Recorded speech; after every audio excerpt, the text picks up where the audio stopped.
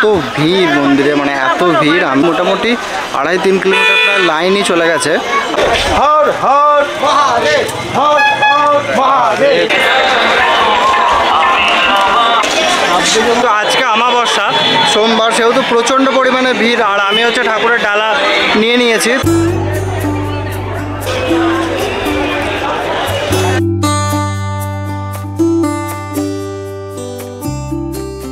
So welcome to another blog. তো এখন আমরা আছি দুর্গাপুর স্টেশনে। তো আজকে যাচ্ছি বড়মার মন্দিরে। তো আমার সাথে আমার মা যাচ্ছে। তো এখন আমি ক্যামেরাটা আমার ব্যাগে আছে, আমি বার করতে পারিনি, তো সেই জন্য মোবাইল দিয়ে শ্যুট করছি। তো আজকে হচ্ছে বছরের একদম শেষ দিন বলতে পারো তোমরা। তো আজকে আমরা বেরোচ্ছি, আর এই ব্লগটা নতুন বছরে তোমরা দেখছো। তো আমি ভাবলাম যে মানে ছুটি আছে, সেই জন্য ভাবলাম যে যাই বড়মা দর্শন করে আসি। তো সেই জন্য বেরিয়ে পড়েছি সকাল সকাল। তো 7:26-এ ইন্টারসিটি আছে এখান থেকে, তো ইন্টারসিটিতে যাব, দেন ট্রেনে উঠে তারপর তোমাদের সাথে কথা হচ্ছে। চলো।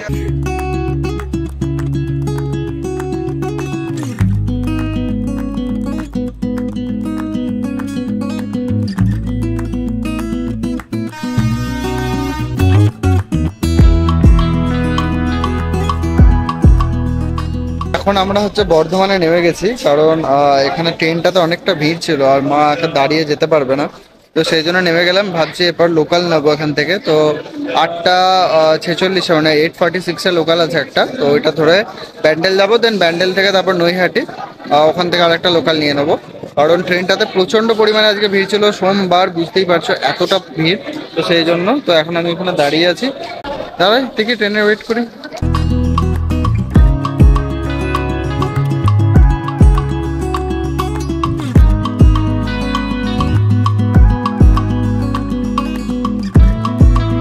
আমাদের এবারে বড়মা দর্শনের যাত্রাটা একটু আলাদা।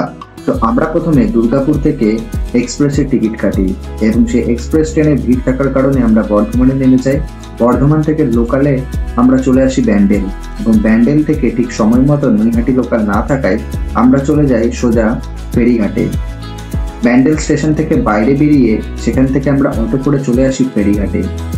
সেই ফেরিঘাট থেকে আমরা গঙ্গা পার করে সোজা চলে আসি নৈহাটি ফেরিঘাটে। তো এইভাবে প্রথমবার আমি বড়মা দর্শনে এলাম।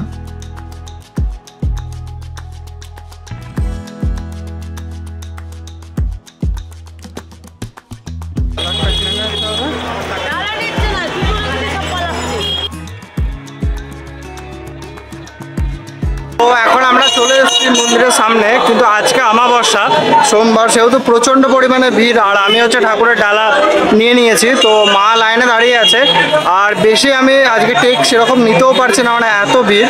আর শুনলাম নাকি মন্দিরের ভেতরে ক্যামেরা অন করতে দিচ্ছে না, মোবাইলও অন করলে নাকি এরকম বকছে, ওনারা বন্ধ করার জন্য বলছে, কারণ এত ভিড় সত্যিই সামলানো খুবই চাপ। তো সেই কারণে যদি সবাই ছবি তুলতে যায় তাহলে হয়তো একটু অসুবিধা হতে পারে। তো আমাদের যখন এসেছি তোমাদেরকেও বড়মা দর্শন অবশ্যই করাবো, তো ভিডিওটা দেখতে থাকো, আশা করছি ভালো লাগবে।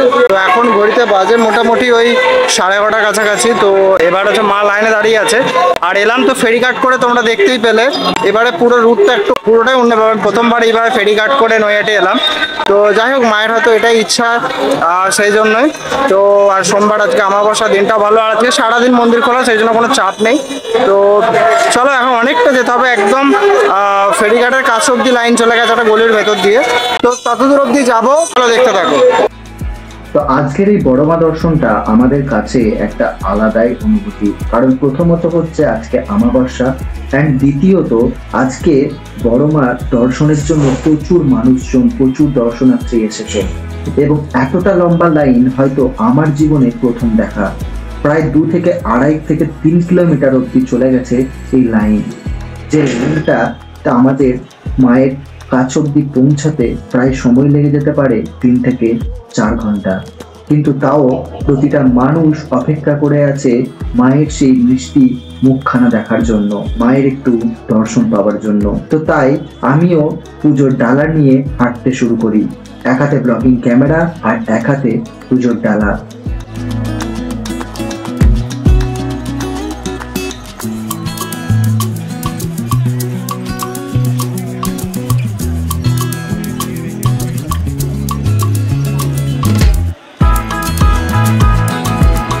এত ভিড় মন্দিরে, মানে এত ভিড়। আমি ডালাটা নেওয়ার পরে আমি জাস্ট মোটামুটি আমি ভাবলাম হয়তো কতটা আর হবে, ওই যে আগের বার যেখানে দাঁড়িয়েছিলাম মানে ফেরিঘাটের আগে একটা গলি ঢুকছে, সেই গলিটা অবধি হবে। হাই সব তোমরা মানে কি বলবো, আজকে অমাবস্যার দিনে এতটা লাইন আমি এই গলিটা দিয়ে ঢুকিনি, মোটামুটি 2.5-3 কিলোমিটার প্রায় লাইনই চলে গেছে আমাদের ওই যে গলিটা আছে গলিটার থেকে, মানে এতটাই দূরে।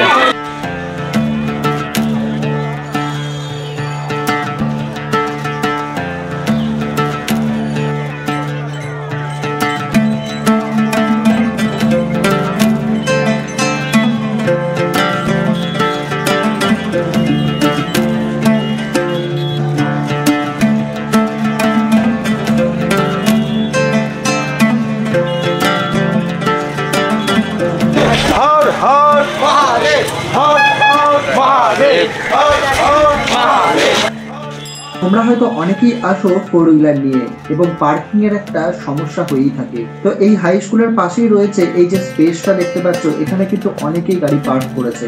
তো তোমরা চাইলে কিন্তু এখানে গাড়ি পার্ক করতেও পারো। তো এখন মোটামুটি আধা ঘন্টা 45 মিনিটের মতো হলো।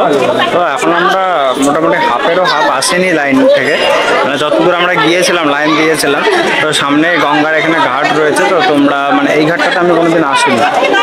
তো এই ঘাটটা একটু ভেতরের দিকে, তো এই ঘাটে তোমরা যদি নামো তো এখান থেকে গঙ্গাটা ইজিলি নিতে পারবে। আর নৈহাটির যে ঘাটটা আছে ওই ঘাটটাতে তো নামাটা একটু চাপ, কারণ ওর মধ্যে অনেকটা ওই কাদা রয়েছে, তো সেই ক্ষেত্রে ওই দিকটাতে নামাটা একটু চাপ হয়ে যায়। বাট এইখানে একটা সুন্দর ঘাট রয়েছে বাঁধানো, আমি তোমাদের দেখাচ্ছি। তো এখান থেকে তোমরা নেমে কিন্তু যারা গঙ্গার জল নিতে চাও তারা নিতে পারো সুন্দর।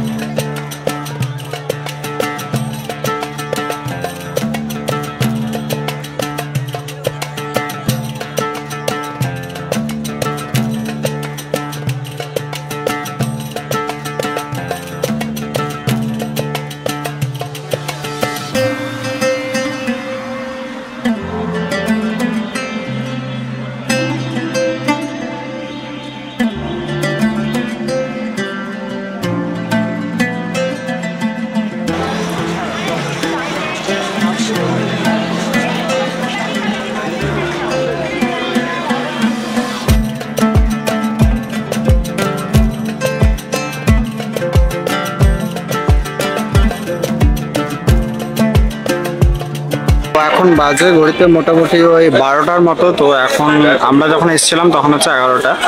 তো 1 ঘন্টার মধ্যে অনেকটা এগিয়ে গেছি, আর এখনো মানে যতটা এগিয়েছি তারপরে এখনো এতটাই যেতে হবে। আর আজকে যেহেতু মন্দির খোলা আছে, তাই মানে সারাদিন খোলা আছে, সেহেতু অতটা চাপ নেই। আর আমি একটু বসলাম, আর মা ওখানে সামনের লাইনে দাঁড়িয়ে আছে।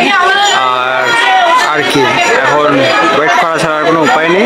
দেখি কতক্ষণে মায়ের মন্দিরের ভেতরে ঢুকতে পারি। আর যায় না, মনে হয় না ক্যামেরা নিয়ে আমি ঢুকতে পারবো। তো বাকি ফুটেজগুলো হয়তো মোবাইলেই নিতে হতে পারে, তো দেখা যাক।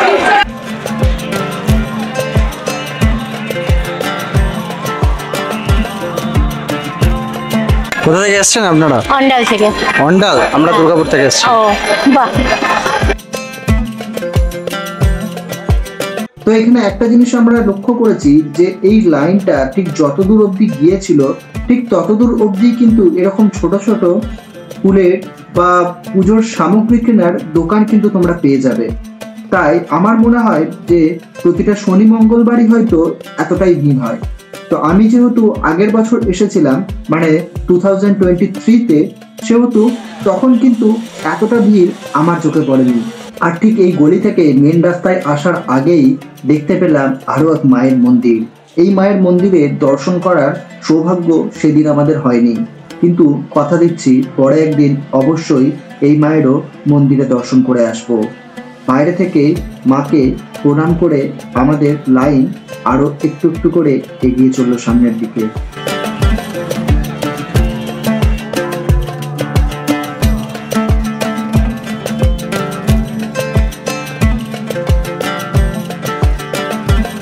তো তো ফাইনালি এতক্ষণ পর আমাদের মোটামুটি আরও 1 ঘন্টা পর আমরা এখন বাজে ওই 12:30 পেরিয়ে গেছে। তো এখন আমরা এলাম হচ্ছে মেন রাস্তার কাছে, এরপরে আরও অনেকটা যেতে হবে। তো মেন রাস্তা থেকে তোমরা জানোই যে কতটা ফেরিঘাট থেকে যেতে হয়, তো ঠিক ততটাই এখনও বাকি আছে। এখন দেখা যাক কতক্ষণে আর কতক্ষণ পর আমরা মন্দিরের ভেতরে ঢুকি। আর এখানে ভিড় প্রচুর রয়েছে, আর লাইনটা একদম শেষ অবধি গেছে। ততদূর অবধি কিন্তু তোমরা ঠাকুরের ডালাগুলো পেয়ে যাবে, কারণ ওখানে হয়তো কম আছে, বাট আছে কিন্তু ওখানে দোকানও আছে, আর তাছাড়া সামনের দিকেও আছে। এই হচ্ছে ব্যাপার এখানে। তাছাড়া হচ্ছে আমরা যেরকম টিকা নিলাম সেরকম তোমরা টিকাও নিতে পারবে। তার জন্য হচ্ছে পাশাপাশি অনেক লোক আসছে যাচ্ছে এরকম টিকা দেওয়ার জন্য, তো নিয়ে নেবে। আর হচ্ছে শাঁখা টাকা এগুলো সব পাওয়া যাচ্ছে। তো এটা হচ্ছে এখানে ব্যাপার। এখন চলো, এই তখন এলাম হচ্ছে আমরা মেন রাস্তার কাছে, এখনো পুরো অনেকটাই বাকি। তো এবার দেখা যাক কতক্ষণ আমরা ভেতরে ঢুকি। তো চলো দেখতে থাকো।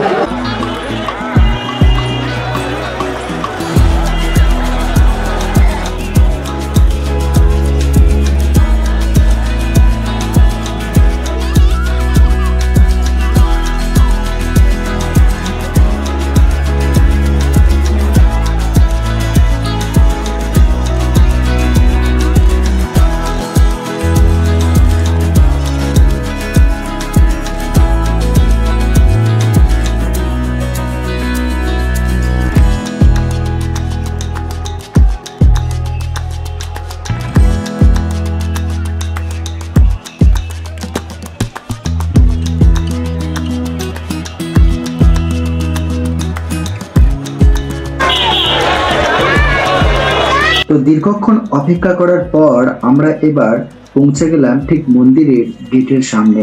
মন্দিরের গেটের সামনে কিন্তু নজরদারি বেশ কড়া, তাই অবশ্যই যদি ক্যামেরা বা মোবাইল নিয়ে তোমরা ছবি বা ভিডিও তোলো একটু সাবধানে। অবশ্যই অন্য মানুষের যেন কোনো অসুবিধা না হয়, বা এক জায়গায় দীর্ঘক্ষণ দাঁড়িয়ে কোনো রকম সেলফি বা গ্রুপ ফটো নেওয়া কিন্তু একদমই নিষেধ।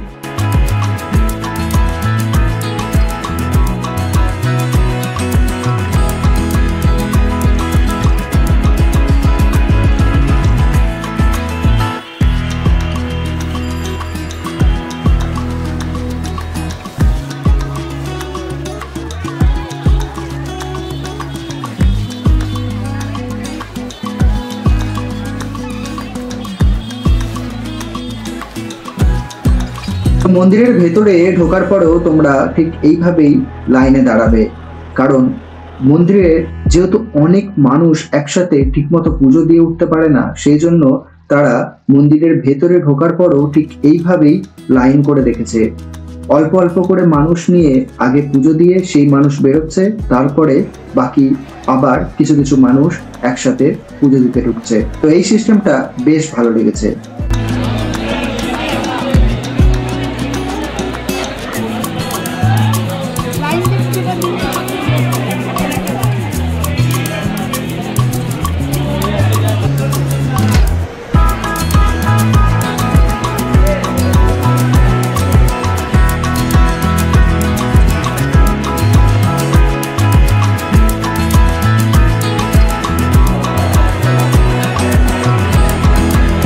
এই মাত্র আমাদের পুজো দেওয়া শেষ হলো, তো এখন বাজে ওই 2:45 এরকম।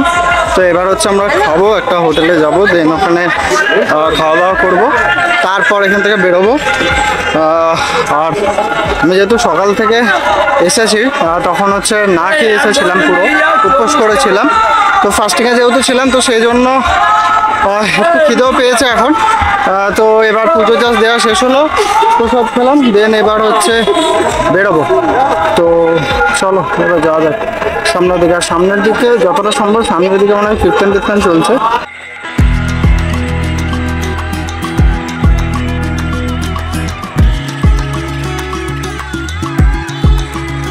আমরা দুপুরের খাবারের জন্য চলে এসেছিলাম ক্ষণিকের হোটেল বলে একটা হোটেল। এই হোটেলে এসে আমরা সোজা ডাইরেক্ট অর্ডার করে দিলাম এখানকার ভেজ থালি, কারণ আজকে যেহেতু আমরা ননভেজ খাবো না, যেহেতু মায়ের পুজো দিয়েছি, তাই আজকে আমরা ভেজ খাবো।